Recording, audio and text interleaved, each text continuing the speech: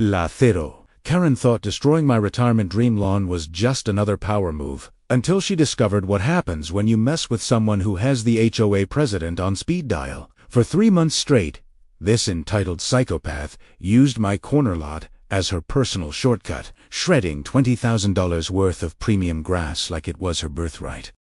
What Karen didn't know was that Barbara Henderson, the real HOA president, had been waiting years for someone brave enough to stand up to her reign of terror. And together, we were about to turn Karen's world into a legal nightmare she'd never escape. 089 Robert Mitchell, 59 years old, retired landscape architect who'd spent 35 years designing gardens for America's elite, Beverly Hills, mansions, Florida golf courses, even the governor's private estate. My specialty was creating outdoor sanctuaries that looked effortless but required military-grade precision. After 3 decades of making other people's dreams come true, I finally bought my corner lot paradise in Greenwood Estates. Sarah, my wife of 26 years, was recovering from stage 3 breast cancer. The doctors recommended garden therapy, something about connecting with nature and watching things grow, giving her a reason to fight.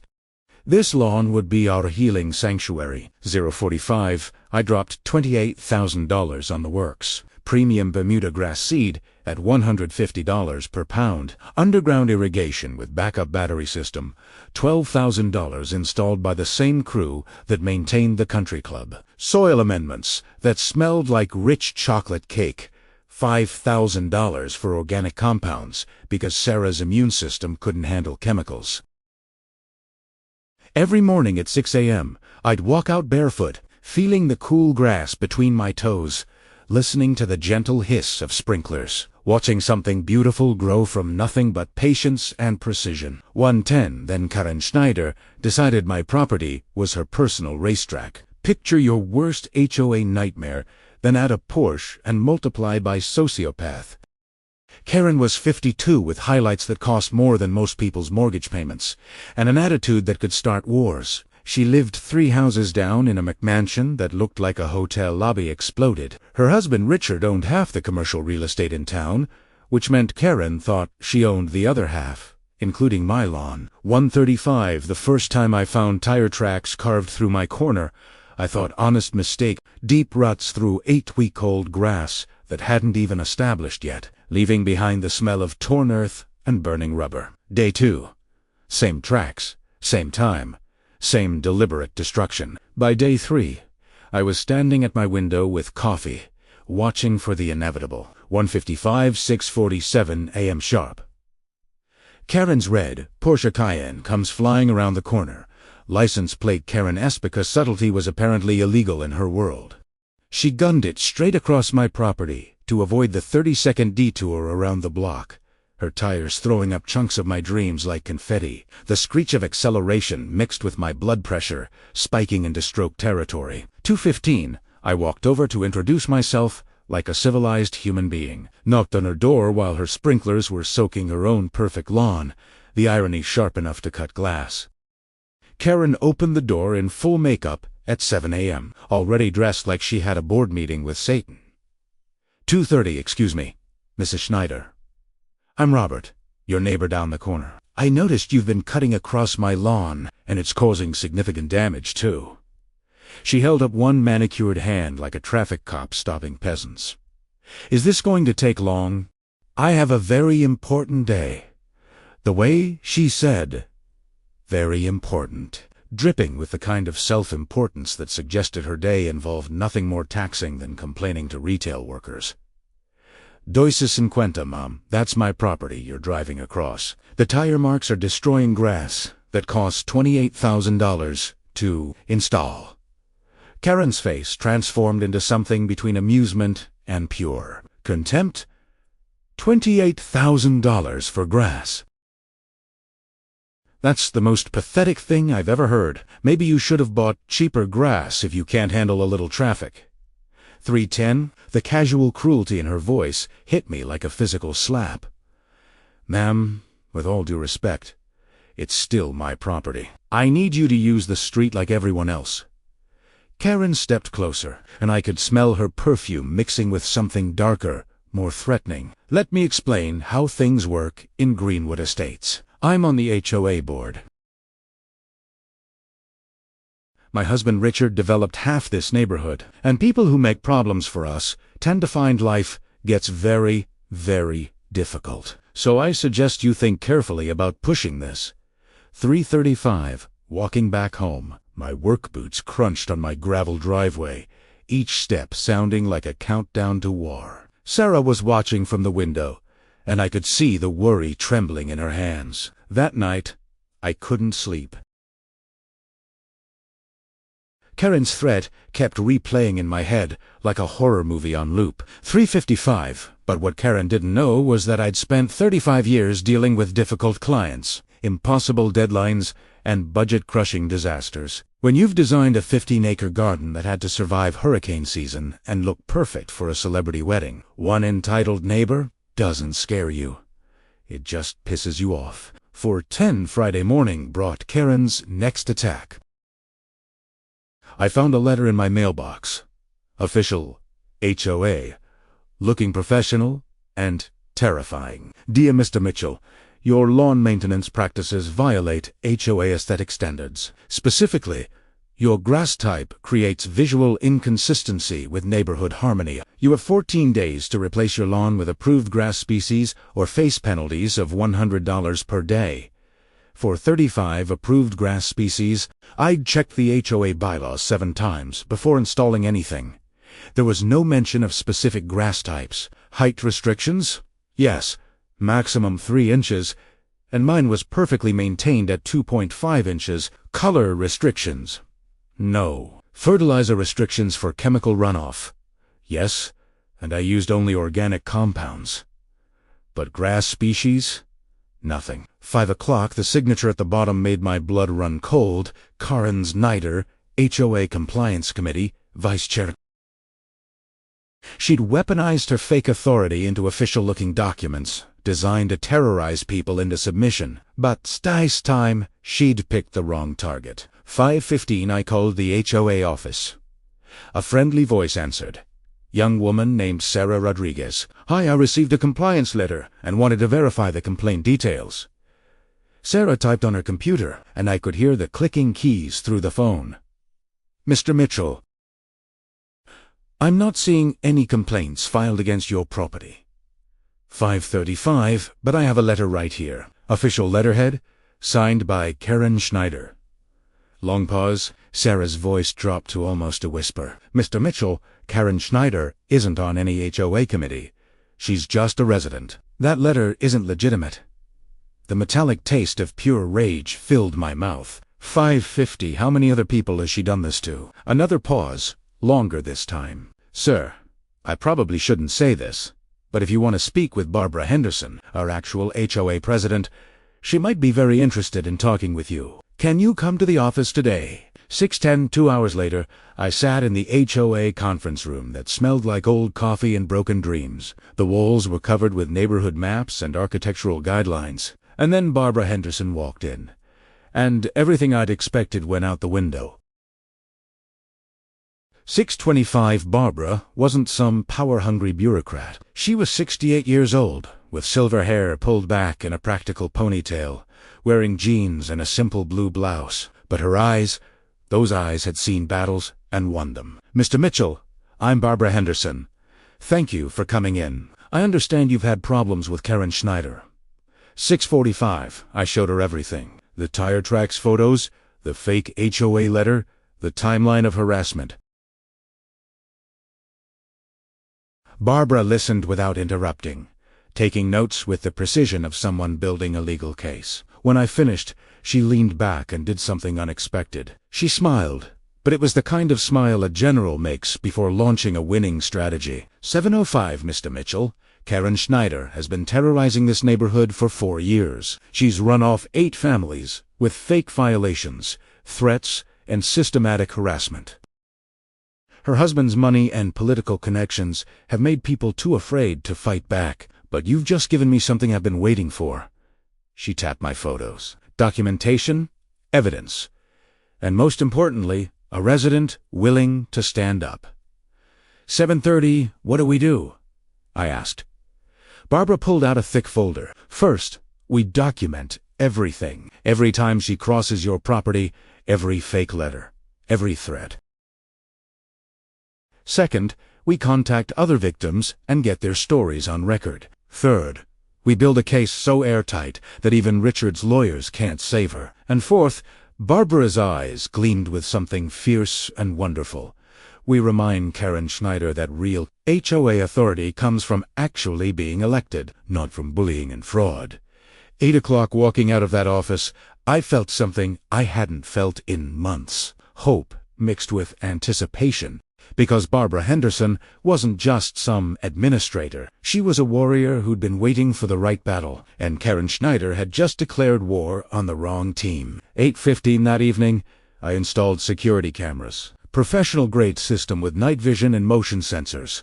$599, well spent. Linda watched me work, bringing iced tea and asking careful questions. "Robert, are you sure this is worth it?" Maybe we should just let her win. 8:35 I climbed down from the ladder and held my wife's hands, feeling how thin they'd become after chemo. "Sarah, this lawn isn't just grass. It's your healing garden. It's where you sit every morning with coffee, watching the sunrise. It's where the doctors said you needed to be to recover. And I'll be damned if Karen Schneider takes that away from you." 8:55 Monday morning, 6:45 a.m. Karen's Porsche came screaming around the corner, right on schedule, but this time, every second was recorded in high-definition glory. The way she deliberately swerved onto my property, the spray of dirt and grass, the casual middle finger she threw toward my house as she accelerated away. 9:15 I sent the footage to Barbara. By 9 a.m., her response came back in 3 minutes. "Perfect. Keep recording. We're building something bigger than you realize." That afternoon, Barbara called with news that made my landscaper's heart sing. "Robert, I've been president of this HOA for 6 years. I've documented Karen's behavior, but never had enough evidence to act. She's careful, always stopping just short of criminal activity. But systematic trespassing with video evidence, that's something we can work with." 9:40 there's more, Barbara continued, and I could hear papers shuffling. "I've contacted 7 other families Karen has targeted. They're all willing to provide statements. One family kept a journal of harassment spanning 18 months. Another has recordings of Karen threatening them. We're not just building a case against trespassing. We're documenting a pattern of targeted harassment." 10 o'clock that week, Barbara organized what she called a neighborhood truth meeting at the community center. 23 people showed up, all Karen's previous victims. The stories were horrifying and familiar. Fake violation letters, threats about property values, systematic harassment designed to force people out. 10:20, Mrs. Patricia Coleman, 74 years old, stood up with hands shaking from age and anger. "Karen filed 6 fake complaints against me in 1 year. Said my garden gnomes were pornographic because you could see their bottoms. Said my American flag was too large and unpatriotic somehow. Said my cat was a dangerous animal because it walked on her lawn. I almost sold my house and moved to assisted living because of the stress." 10:45, a younger couple, the Washingtons, shared how Karen had accused them of running an illegal business because they had an Amazon delivery 3 days in a row. She called code enforcement, filed police reports, even contacted our employers, claiming we were criminals. All because she didn't like that we were black and bringing down property values. That's what she said to our faces. 11:10, each story added fuel to Barbara's fire. She recorded everything, took detailed notes, collected evidence. By the end of the meeting, we had a binder 3 inches thick documenting Karen's reign of terror. But Barbara wanted more. "We need to catch her doing something undeniably criminal. Something even Richard's lawyers can't spin." 11:30, that opportunity came sooner than expected. Wednesday night, 11:27 p.m. My motion sensors activated. Karen's Porsche pulled up to my lawn, but this time she wasn't driving across it. She was standing outside with a bag from the hardware store, pulling out something that made my blood freeze. Las 11y50 commercial-grade herbicide, the kind that kills everything and leaves soil dead for months. I watched through my window as Karen, dressed in black like some suburban ninja, started spraying my grass with concentrated poison. The chemical smell drifted through my window screens, acrid and evil. 12:05, I didn't confront her. Instead, I recorded everything. 14 minutes of crystal-clear footage showing Karen deliberately poisoning $28,000 worth of landscaping. When she finished, she gave my house one last look, smiled like she'd won, and drove away. 12:20, I sent the footage to Barbara immediately. Despite the late hour, her response came back in 2 minutes. Don't touch anything. Don't water it. Don't try to save the grass. We need the evidence exactly as she left it. Tomorrow, we end this. 12:35 Thursday morning.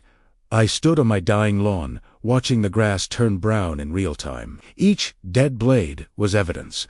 Each poisoned patch was ammunition. Sarah came out and gasped. Robert, Yalon, ... Double quotes. Her voice cracked. And I saw tears, not for the grass, but for what it represented. Our healing space, our sanctuary, deliberately destroyed by someone who thought power meant you could hurt people without consequences. 13 o'clock, but what Karen didn't know was that Barbara Henderson had just activated something called an emergency HOA board meeting. And when the HOA president calls an emergency meeting with the sheriff's department, code enforcement, and a lawyer specializing in property crimes, you know someone's about to discover that actions have consequences. Karen Schneider was about to learn that some gardens have very, very deep roots. 13:20, Barbara called me at 1 p.m. with a voice that mixed satisfaction and steel. Robert, the emergency board meeting is scheduled for tomorrow, Friday, 7 p.m. At the community center. Karen and Richard have been formally notified. I've also invited Sheriff Martinez and a few other interested parties. Can you present your evidence? Could I? I've been preparing for this moment since the first tire track appeared. La 1:45 de la tarde Barbara. Primera videos fotos, timestamps, chemical analysis reports from the lab that tested my dying grass, and a bill for damages totaling $34,712. I'm ready. Barbara laughed, and it was the sound of justice warming up. Oh, Robert, by tomorrow night, that number is going to be the least of Karen's problems. See you at 7. 14:05 Friday evening arrived with the weight of destiny. The community center was packed. 53 residents showed up, all former victims or curious neighbors. Karen arrived fashionably late at 7:15, Richard beside her looking like a lawyer's wet dream in his $1,000 suit. They took seats in the front row like they owned the place. Karen even smiled at me, that condescending smirk that said she thought she'd won. 14:30, Barbara called the meeting to order with a gavel that sounded like thunder. This emergency session addresses systematic harassment, property destruction, fraud, and criminal trespassing by a Greenwood Estates resident. Mr. Robert Mitchell will present evidence. I stood up, my landscaper's hands steady despite the adrenaline. This was my moment. 14:50, the projector flickered to life, showing Karen's Porsche destroying my lawn in glorious high definition. The room gasped. Second video, Karen vandalizing my sprinkler system. More gasps. Third video, Karen in the middle of the night, spraying industrial herbicide. Someone in the back shouted, "Oh my God, she's a psycho." 15:10, but the coup de grace was the compilation video Barbara had created. Security footage from 7 different houses, all showing Karen trespassing, vandalizing, and harassing residents over 4 years. The evidence was overwhelming, undeniable, and utterly damning. Karen's face went from confident to pale to ghost white. Richard leaned over, whispering urgently, probably telling her to shut up. 15:35, furthermore, Barbara continued, "We have documented 18 fake HOA violation letters, all bearing forged signatures of board members. That's mail fraud, criminal impersonation, and harassment. Sheriff Martinez. The sheriff stood up from the back row like justice, materializing. Senora Schneider, based on the evidence presented, you're under arrest for criminal trespassing, vandalism, and willful destruction of property. You have the right to remain silent. ... double quotes. 16 o'clock. The sound of handcuffs clicking around Karen's wrists was the most beautiful music I'd ever heard. She started screaming, "Richard, do something. These people are insane." I'm the victim here, but Richard was already on his phone with his lawyers, his face showing he knew exactly how bad this was. Barbara wasn't done. 16:20. Additionally, the HOA board has voted unanimously to pursue civil litigation against Karen and Richard Schneider for damages totaling $213,000, representing compensation to all victims and legal fees. We're also filing complaints with the state attorney general regarding fraud and racketeering. The room erupted in applause. People were literally cheering as Karen was escorted out, still screaming threats and insults. 16:45. After the chaos settled, Barbara found me in the parking lot. "Robert, none of this would have happened without your courage. Most people would have given up, moved away, let Karen win. But you stood firm, and you helped me finally bring her down." I looked at my truck, thinking about Sarah at home, probably watching the news coverage. Barbara, I couldn't let her destroy my wife's healing garden. Sometimes you have to fight, even when you're terrified. 17:10. Barbara smiled. That warrior's smile I'd come to recognize. "That lawn of yours. We're going to make sure it's restored perfectly. The HOA has an emergency beautification fund for disaster recovery. Your $28,000 in damages. Consider it covered. And Robert..." She paused, looking at the community center, where justice had finally arrived. "Welcome to Greenwood Estates, the real one, where neighbors protect each other." 17:35. Driving home, I called Sarah. "Honey, you won't believe what happened." Her laugh, clear and joyful, was worth every moment of stress. "I'm watching the news right now. You're a hero, Robert. They're calling you the man who took down the neighborhood tyrant. But I wasn't a hero. I was just a retired landscaper who refused to let a bully destroy something beautiful." 17:55. What I didn't know yet was that Karen's arrest was just the beginning, because when you pull one thread of corruption, sometimes the whole sweater unravels. And Karen and Richard's sweater was about to reveal something that would shock everyone, including Barbara Henderson. But that story, that's for another part, because revenge, like grass, needs time to grow properly. 0 o'clock. Karen's arrest was supposed to be the end of the story, but what we discovered in her house during the investigation would expose a criminal conspiracy so massive that even Barbara Henderson couldn't believe it. And when Richard's lawyers tried to make a deal, they accidentally handed us evidence that would destroy both of their lives forever. 0:15. The weekend after Karen's arrest felt like waking up from a nightmare. Saturday morning, I stood on my poisoned lawn with a soil testing kit Barbara had provided through the HOA emergency fund. The grass was completely dead, brown and crispy like burned paper, but something about the chemical damage pattern bothered my landscape architect brain. The herbicide had killed in too perfect a circle, too precisely targeted. "Laceto y 40, Robert. You seeing this?" Sarah called from the driveway. She was holding her phone, face pale. I walked over and she showed me the local news website. The headline made my blood run cold. "Local real estate mogul Richard Schneider under federal investigation for fraud." The article was sparse on details, but mentioned something about falsified property assessments and insurance schemes spanning 3 counties. 1:05. My phone rang. Barbara's voice was tight with controlled excitement. "Robert, turn on Channel 7 News. Now."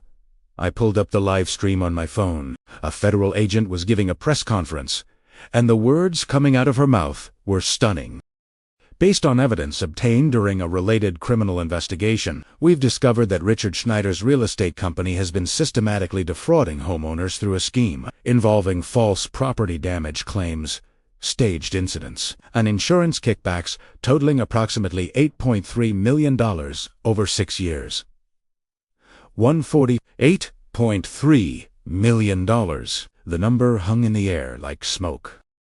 Sarah grabbed my hand, her fingers cold despite the morning heat. "Robert, what does this have to do with Karen destroying your lawn?" That's when Barbara's car pulled into my driveway, tires crunching on gravel with urgent purpose. 2 o'clock, Barbara climbed out with a banker's box full of documents. Her silver hair was messy, like she'd been pulling at it, and her eyes had the wild look of someone who'd discovered something huge. "Robert, Sarah, we need to talk." Inside. No. We sat at the kitchen table while Barbara spread out papers like a general planning a siege. When the police arrested Karen, they executed a search warrant on her house. What they found. ... double quotes. She paused, pulling out a leather-bound ledger that looked like something from a mob movie. 235 Karen kept records. Detailed records, names, dates, amounts, every single incident she staged over 4 years. Your loan, Robert, wasn't random vandalism. It was the opening move in a insurance fraud scheme. My brain struggled to process. I don't understand.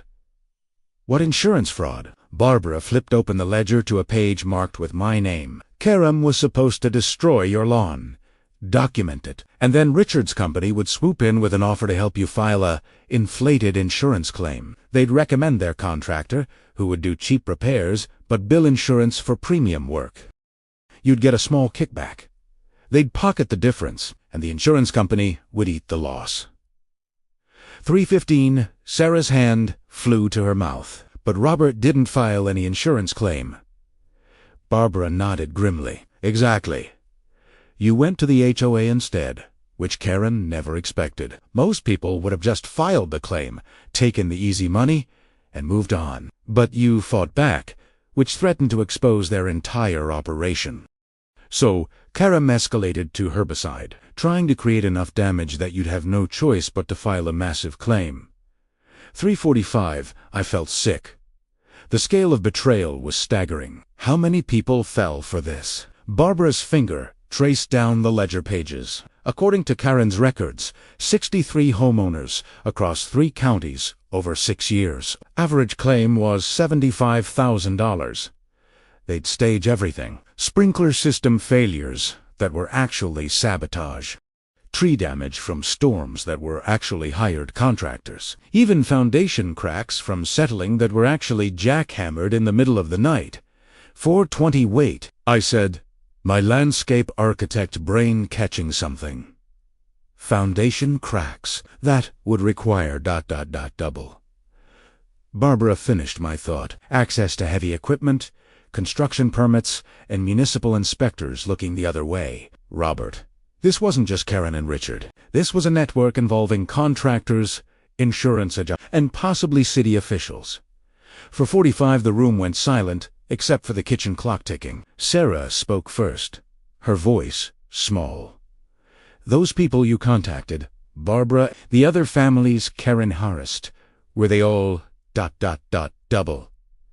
Quotes. Barbara nodded slowly. I've been making calls all morning. Every single family that Karen targeted had one thing in common. They all refused to file insurance claims after mysterious property damage.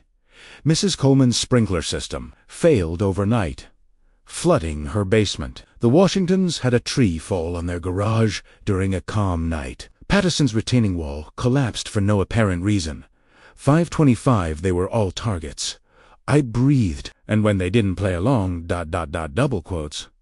Karen escalated the harassment until they either moved away or gave in and filed the fraudulent claims. You, Robert, were the first one to fight back with HOA support, and that terrified them. 5:45. My phone buzzed, with a text from an unknown number. Mr. Mitchell, this is Special Agent Victoria Chun, FB. We'd like to speak with you about your interactions with Karen and Richard Schneider. Can you come to the field office Monday morning? I showed Barbara the message. Her smile was predatory. Robert, congratulations. You're about to become the star witness in a federal RICO case. 6:15. The rest of Saturday was a blur of phone calls and preparations. Barbara contacted every family in Karen's ledger, informing them they'd been victims of fraud and might be needed for testimony. Sarah and I spent the afternoon reviewing every interaction we'd had with Karen, writing down dates, times, exact conversations. By evening, we had a timeline that read like a crime novel. 6:40 Sunday morning. Barbara called an emergency neighborhood meeting. 72 people showed up, cramming into the community center until people were standing in doorways. The atmosphere was electric with anger and vindication. Barbara stood at the podium like a prosecutor addressing a jury. For 4 years, Karen Schneider terrorized this neighborhood.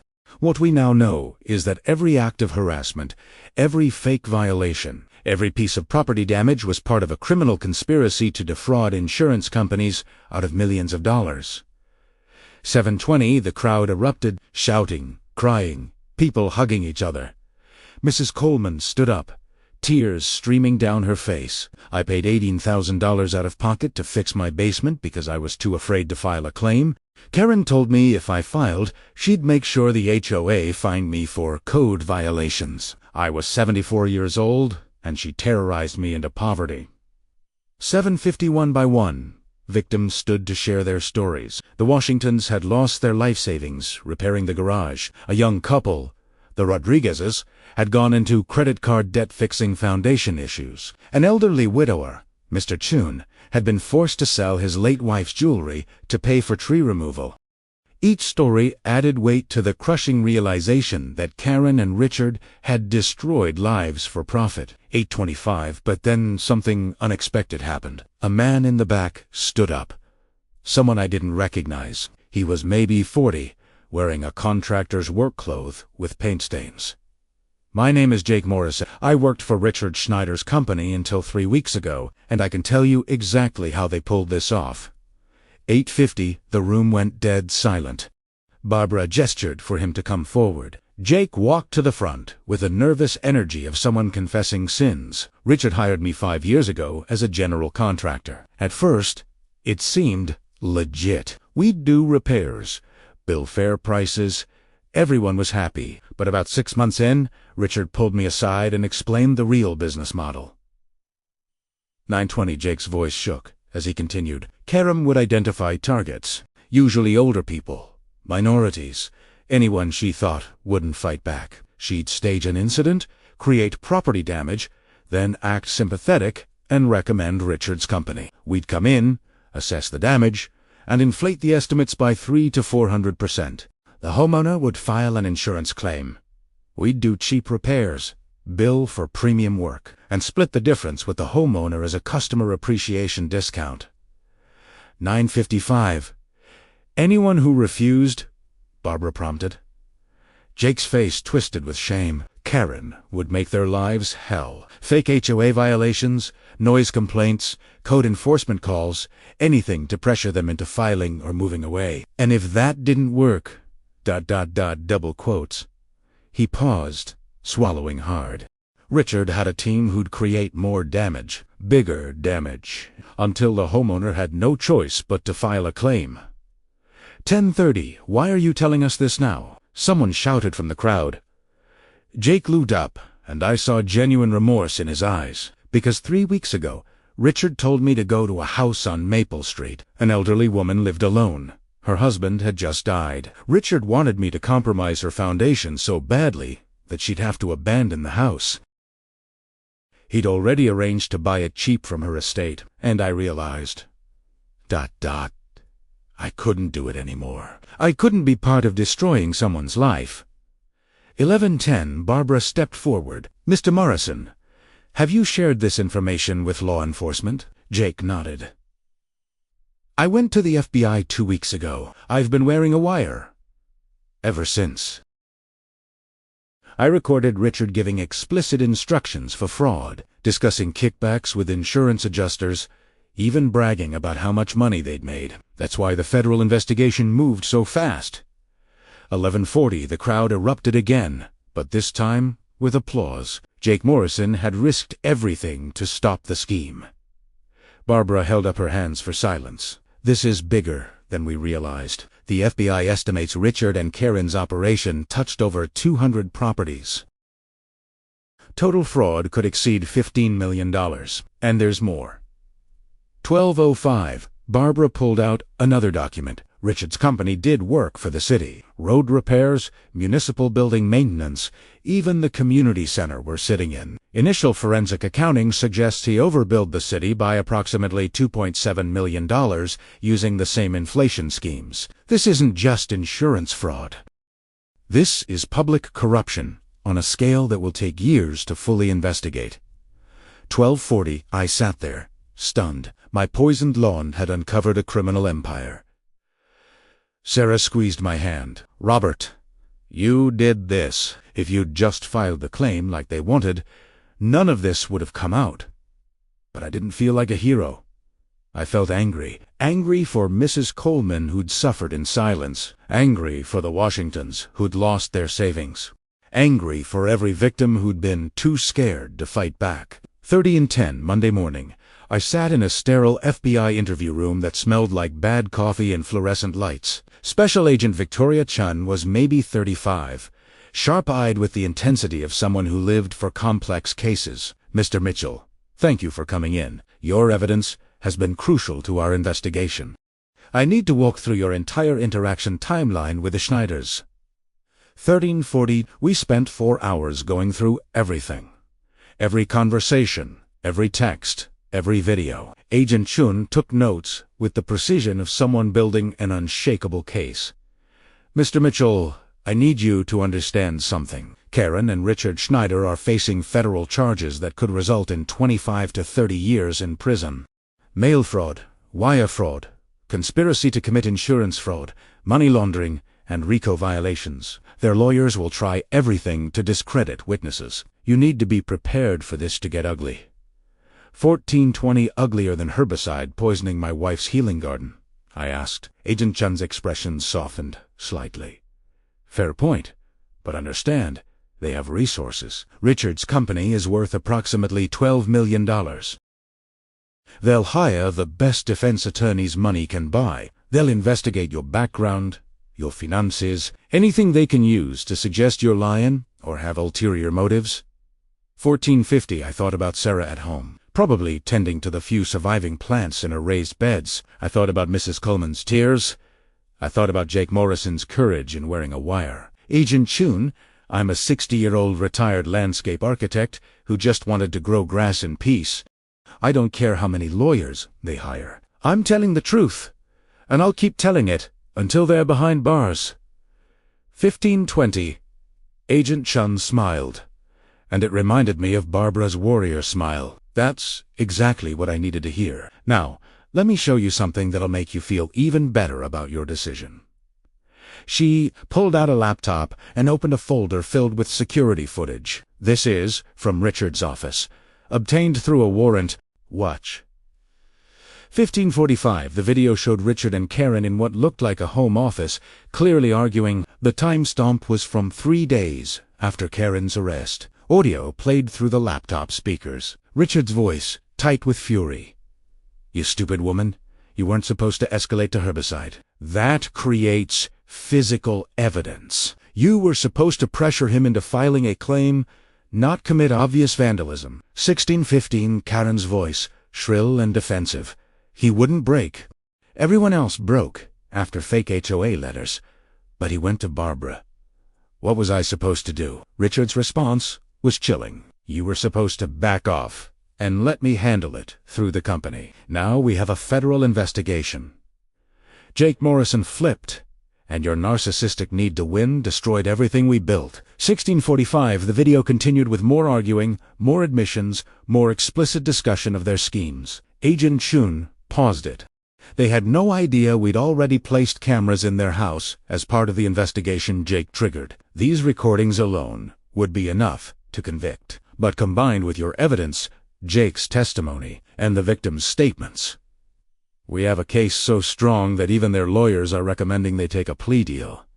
1720, I drove home in a daze. Sarah met me at the door with coffee and concern. How bad was it? I told her everything. The interview, the recordings, the scope of charges. She listened quietly, then asked the question I'd been avoiding. "Robert, what happens to us now? Our lawn is dead. We're caught up in a federal case, and Karen and Richard probably hate us enough to try something desperate." 17:55 before I could answer, my phone rang. Barbara's voice was urgent. "Robert, turn on the news. Channel 7. Right now." We scrambled for the TV remote. The evening news was showing a perp walk.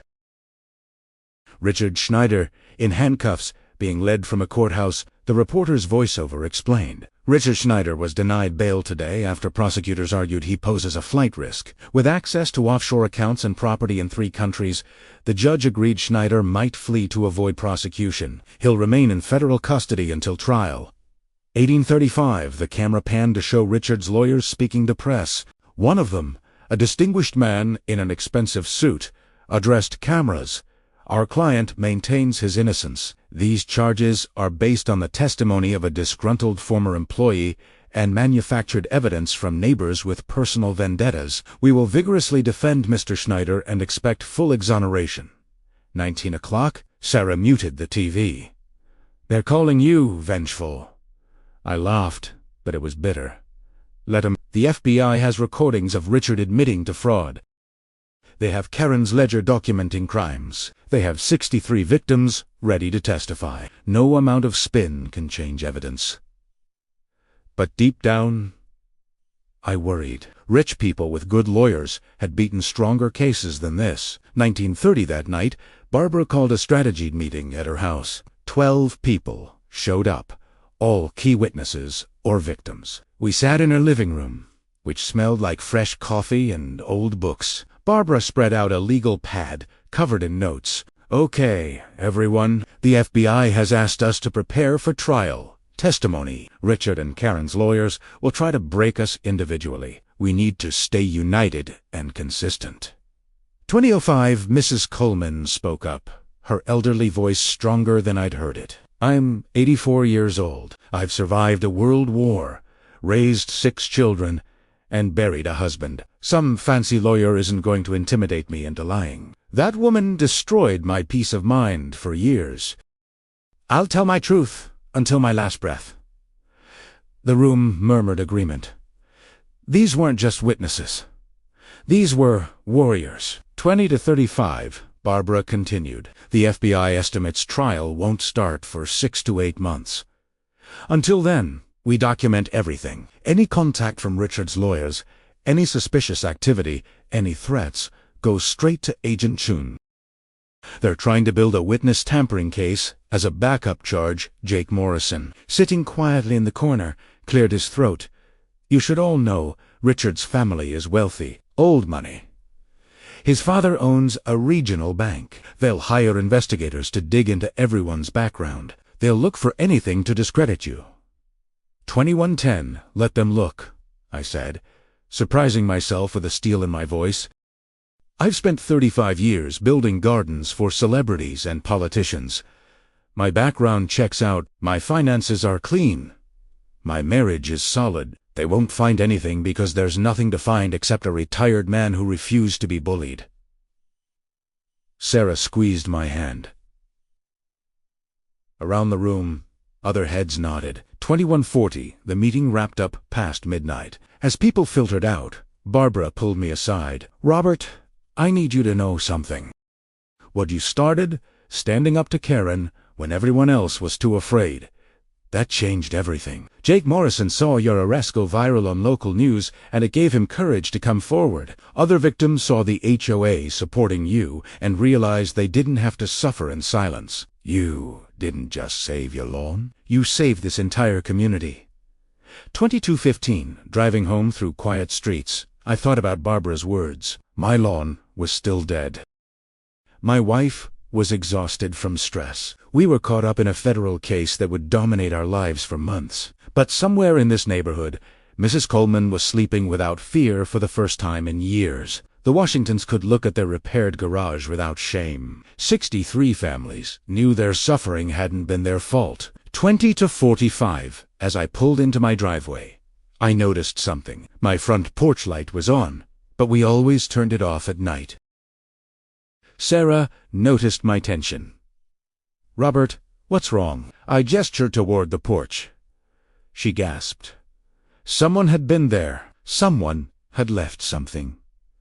23:05 we approached carefully. On the porch, Matt sat a manila envelope, unmarked. My hands shook as I picked it up. Inside was a single sheet of paper and a USB drive. The paper had 3 words, typed in block letters. "You'll regret this." The USB drive was unmarked. Sarah's face went pale. "Robert, don't touch it. Call the FBI." 2330 Agent Chun arrived within 20 minutes with a cyber forensics team. They bagged the envelope and drive as evidence. "Mr. Mitchell, this is witness intimidation. Federal crime. We'll trace this back to whoever left it."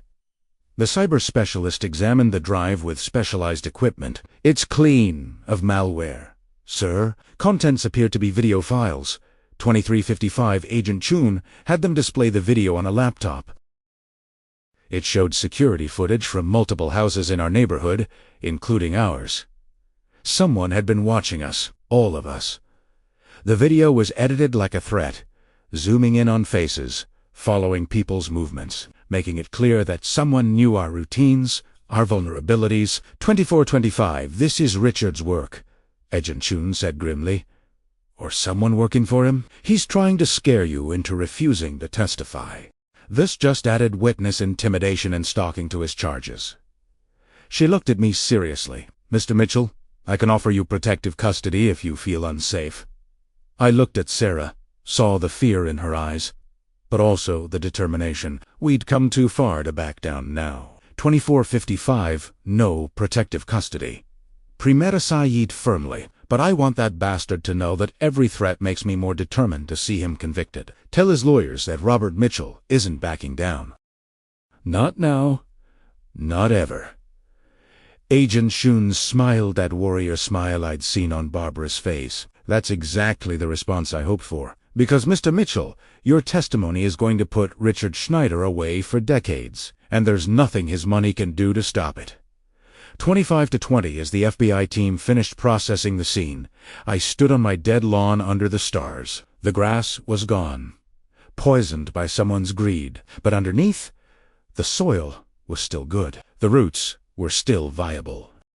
And when this was all over, when justice had been served, I'd replant better grass, stronger roots, a garden that couldn't be destroyed by people who thought power meant they could hurt others without consequences, because some things, once planted properly, grow back stronger than before.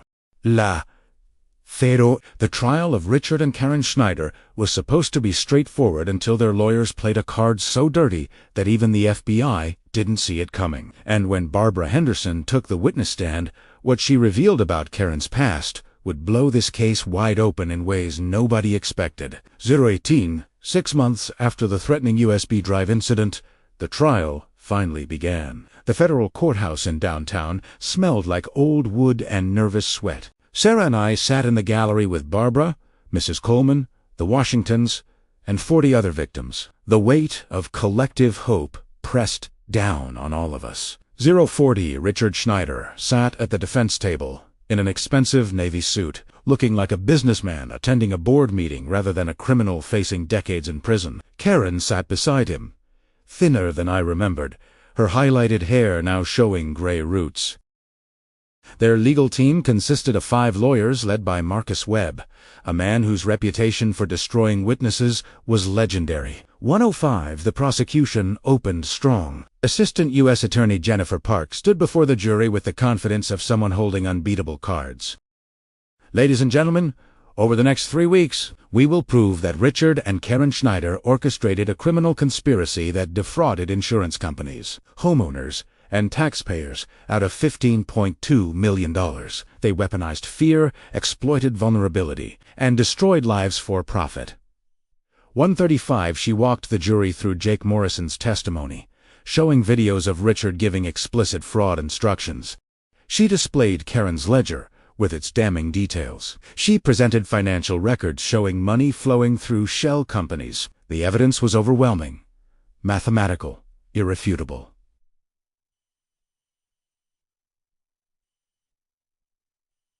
By day 3, even the defense lawyers looked nervous. 2 o'clock, then came my turn to testify. Walking to the witness stand felt like walking through water. Every eye in the courtroom tracked my movement. I placed my hand on the Bible, swore to tell the truth, and sat down. Attorney Park smiled encouragingly. Mr. Mitchell, please tell the jury how you first encountered Karen Schneider. 2:25, I told them everything. The tire tracks, the confrontation, the fake HOA letter, the midnight herbicide attack. I kept my voice steady, factual, letting the events speak for themselves. Pard showed the jury my security footage, photos of my poisoned lawn, the chemical analysis reports. It was clinical, devastating, undeniable. 2:50. Then Marcus Webb stood for cross-examination. He approached with the casual confidence of a predator who'd spotted weakness. Mr. Mitchell, you claim to have spent $28,000 on your lawn. That seems excessive for a retired person. Where exactly did that money come from? The implication was clear. He was suggesting I had something to hide. 3:15, I saved it over 35 years of working as a landscape architect, I replied calmly. Webb smiled. A landscape architect who just happened to have professional-grade security cameras ready to install the moment problems started, almost like you were expecting trouble, like maybe you provoked it.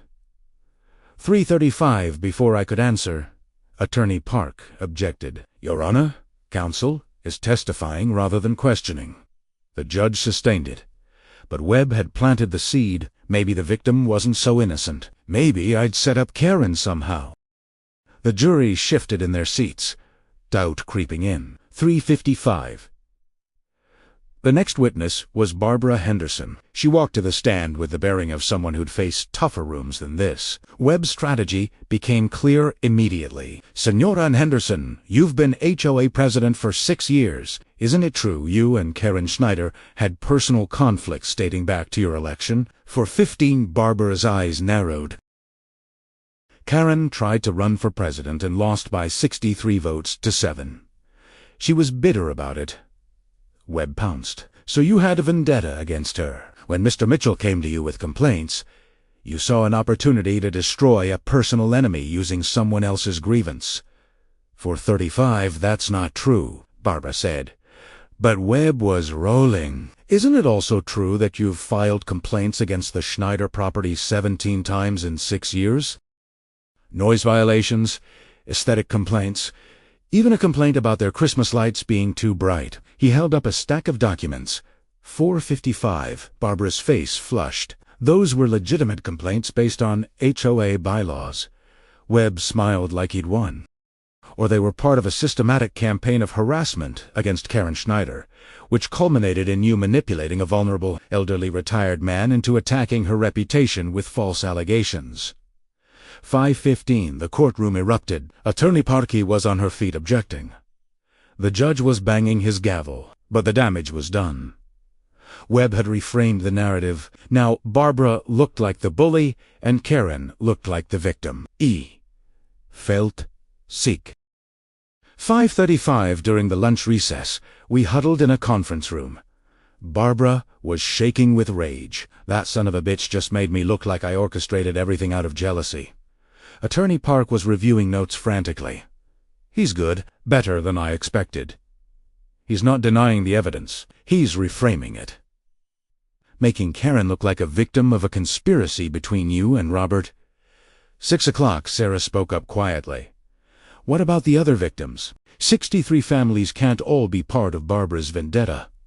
Park nodded. That's our angle. Tomorrow, we put Mrs. Coleman on the stand, an 84-year-old woman with no connection to Barbara's HOA politics. Her testimony will reset the narrative. 6:25, but that night, everything changed. I was home watching the evening news when my phone exploded with calls. Barbara, Sarah, Agent Chun, all trying to reach me simultaneously. I answered, Agent Chun. Turn on Channel 7, right now. 6:45. The news showed Marcus Webb giving an impromptu press conference on the courthouse steps. Today we revealed that this case is not about my clients committing fraud. It's about a conspiracy led by HOA President Barbara Henderson, who manipulated vulnerable residents into making false accusations against Karen Schneider because of a personal grudge dating back 6 years. 7:10, the reporter asked. What about the evidence? The videos, the ledger, the financial records? Webb smiled smoothly. All circumstantial or outright fabricated. The so-called ledger is Barbara Henderson's own creation. The videos show property owners allowing Karen to use their driveways with permission. The financial records are standard business accounting. Our clients are victims of a vindictive HOA president with too much time and too much anger. 7:40, I felt the ground shifting beneath me. Webb was brilliant and evil. He'd taken overwhelming evidence and spun it into a conspiracy theory. And worse, it was working. Social media was already buzzing with hot takes. HOA Karen framed by power-hungry president. Elderly man manipulated into false testimony. The narrative was flipping in real time. 8:10, Agent Chun called back. Robert, don't panic. Webb is playing to the court of public opinion, but we still have the evidence. Tomorrow, we bring witnesses who will destroy his conspiracy theory. But her voice carried doubt. If the jury believed Webb's story, evidence might not matter. 8:35 that night, I couldn't sleep. Sarah held my hand in the darkness. Robert, what if we lose? What if they get away with it? I didn't have an answer. For the first time since this started, I felt the weight of what we were fighting against. Not just two criminals, but a system that often favored the wealthy and well-connected. 9 o'clock morning brought unexpected news. Barbara called it 6A.M. Robert, I need to tell you something. Something I should have told you from the beginning. Her voice was thick with emotion. What is it? I asked. Long pause. Karen Schneider is my sister. 9:25, the words hit like a punch. What? Barbara's voice cracked. Half-sister, same father, different mothers. She's 15 years younger than me. We've hated each other since she was born because our father favored her. Gave her everything while I got nothing. When she moved into this neighborhood, it was deliberate. She wanted to ruin my life like she'd been ruining it for 40 years. 9:55, I felt my world tilting. Barbara, why didn't you tell me? She sobbed. Because I knew it would look exactly like Webb is making it look. Like I used you for personal revenge. But Robert, I swear, everything I did was about stopping her crimes. Yes, I hate her. Yes, I've wanted her to fail for decades, but I would never manipulate innocent people to do it. 0 o'clock, Barbara's confession that Karen was her half-sister should have destroyed our case. But what happened next in that courtroom would prove that sometimes the truth is more powerful than any legal trick. And when Karen took the witness stand, thinking she'd already won, Barbara's final move would end this war in the most unexpected way possible. 0:20, I sat in Attorney Park's office. Barbara's revelation hung in the air like poison gas. Park paced, running her hands through her hair. This is bad. If Webb finds out Barbara and Karen are sisters before we disclose it, he'll crucify us for hiding material information. The judge could declare a mistrial. 0:45, so we tell them first, Barbara said from the corner, her voice hollow. We get ahead of it. I'll testify about our relationship. Explain why I didn't disclose it earlier. Maybe the jury will understand. Park shook her head. Barbara, with all respect, that plays right into Webb's narrative. You look like you used Robert for a family vendetta. 1:10, that's when Sarah spoke up. Her voice quiet but steady. Unless we prove Karen's crimes have nothing to do with Barbara. We all turned to look at her. What do you mean? Park asked. Sarah leaned forward. The other 62 victims, none of them have connections to Barbara. Their testimony proves Karen's pattern existed independently of any family drama. 1:35, Park's eyes lit up. And Jake Morrison. He worked for Richard Vu, not Karen. His testimony about Richard's fraud scheme predates Barbara's involvement entirely. She grabbed her phone. Agent Chun, I need every victim ready to testify. Tomorrow. We're going to bury Webb's conspiracy theory under an avalanche of independent evidence. 2 o'clock the next morning, the prosecution's strategy became clear. One by one, victims took the stand. Mrs. Coleman, who'd never met Barbara before the neighborhood meeting, the Rodriguez family from 2 counties over, a retired teacher, a young nurse, a military veteran. Each told the same story. Mysterious property damage, Karen's aggressive pressure to file insurance claims, Richard's company swooping in with inflated estimates. 2:30 Webb tried his tricks on each witness, suggesting they were coached, implying they had motives to lie. But 62 consistent stories from unrelated people across 3 counties was impossible to dismiss. Day 12, even Webb looked tired. The jury's expressions shifted from skeptical to convinced. 2:55, then came the prosecution's final move. Attorney Park called Barbara Henderson to the stand for the second time. Webb objected immediately. "Your Honor, we've already cross-examined this witness." Park replied calmly, "Your Honor, Mrs. Henderson has new testimony that's material to the defense's conspiracy theory." 3:20, Barbara took the stand and dropped the bomb. "I need to disclose something I should have revealed earlier. Karen Schneider is my half-sister. We've had a difficult relationship for 40 years. I did not include this information initially because I was ashamed of our family connection and feared it would undermine the legitimate complaints against her criminal behavior." 3:45, the courtroom erupted. Webb was on his feet, demanding a mistrial. The judge banged his gavel. But Park wasn't done. "Senora Henderson, did your relationship with Karen influence your decision to support Mr. Mitchell?" Barbara looked directly at the jury. "My personal feelings toward Karen made me hesitate to act. For 6 years, I watched her terrorize residents and did nothing because I feared accusations of bias. When Robert came forward with evidence, I finally found the courage to do what I should have done years earlier." 4:20, she continued, voice strengthening. "I won't lie to this jury. I hate my sister. She's made my life miserable since childhood. But that hatred made me more careful, not less. Every complaint I filed against her had documentation. Every action I took followed HOA bylaws precisely because I knew she'd scrutinize everything. My relationship with Karen didn't corrupt this case. It made me more determined to do everything by the book." 4:50, Webb stood for cross-examination, but for the first time, he seemed uncertain. "Senora Henderson, you admit to hating the defendant?" Barbara met his eyes. "Yes.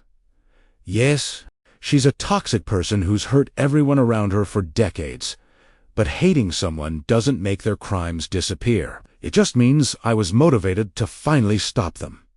5:15, then came Karen's biggest mistake. Against her lawyer's advice, she demanded to testify. Marcus Webb tried to stop her, but Karen was done being quiet. She took the stand with the entitled confidence of someone who'd never faced real consequences. Park's cross-examination was surgical. "Senora Schneider, do you deny keeping a ledger with homeowner names and claim amounts?" 5:40, that ledger is Barbara's fabrication. Karen spat. Park pulled out a document. "This is a handwriting analysis from 3 independent experts. The ledger is in your handwriting. They're 98% certain." Karen's face reddened. Then Barbara forced me to write it somehow. The jury shifted uncomfortably. Karen was unraveling. 6:05, Park pressed harder. "Do you deny driving across Mr. Mitchell's lawn?" Karen exploded. "That grass was deliberately planted on the easement. He put it there to trap me." Barbara probably told him to. Park let the outburst hang. "So to be clear, your defense is that 63 victims across 3 counties, including your own half-sister, all conspired to frame you for crimes that cameras recorded you committing." 6:35, Karen's lawyer was signaling her to stop, but she couldn't. "Yes! Barbara's been jealous of me our whole lives. She's always been jealous that Dad loved me more. She manipulated all these people because she's a bitter old woman who can't stand that I'm successful and beautiful, and she's not." 7 o'clock, the courtroom went silent. Karen had just confirmed everything Barbara said about their relationship while simultaneously revealing her true character to the jury. Even Webb put his head in his hands. Park smiled slightly. "No further questions, Your Honor." 7:20, the jury deliberated for 6 hours. When they returned, the forewoman stood. "On the count of conspiracy to commit fraud, we find the defendants guilty. On the count of mail fraud, guilty. On the count of wire fraud, guilty, ... double quotes, 18 counts, 18 guilty verdicts." Karin Sobith. Richard sat motionless, his expensive suit suddenly looking like a costume. 7:45 sentencing came 3 weeks later. Karen got 12 years in federal prison. Richard got 18. Restitution totaling $14.7 million. Both would be bankrupt and middle-aged when they finally got out. Barbara sat beside me in the gallery, tears streaming down her face. Not tears of joy, but of release. 40 years of toxic family drama finally had consequences. 8:10, 6 months after sentencing, I stood on my replanted lawn. New Bermuda grass, even better than before, paid for by the Schneider's restitution fund. Sarah sat on our new porch swing, stronger now, her cancer in full remission. Barbara stopped by most Sundays for coffee. She'd resigned as HOA president, saying it was time for new leadership, but she'd stayed in the neighborhood. Finally, at peace. 8:40, Mrs. Coleman threw a neighborhood party in my honor, but I redirected it to honor all 63 victims and Jake Morrison, whose courage had started the federal investigation. We stood together, survivors of a conspiracy that had almost won, and as I looked at my perfect grass, I realized something important. Revenge isn't about destroying your enemies. It's about refusing to let them destroy you. And sometimes, the best revenge is just living well on a lawn that nobody can ever poison again.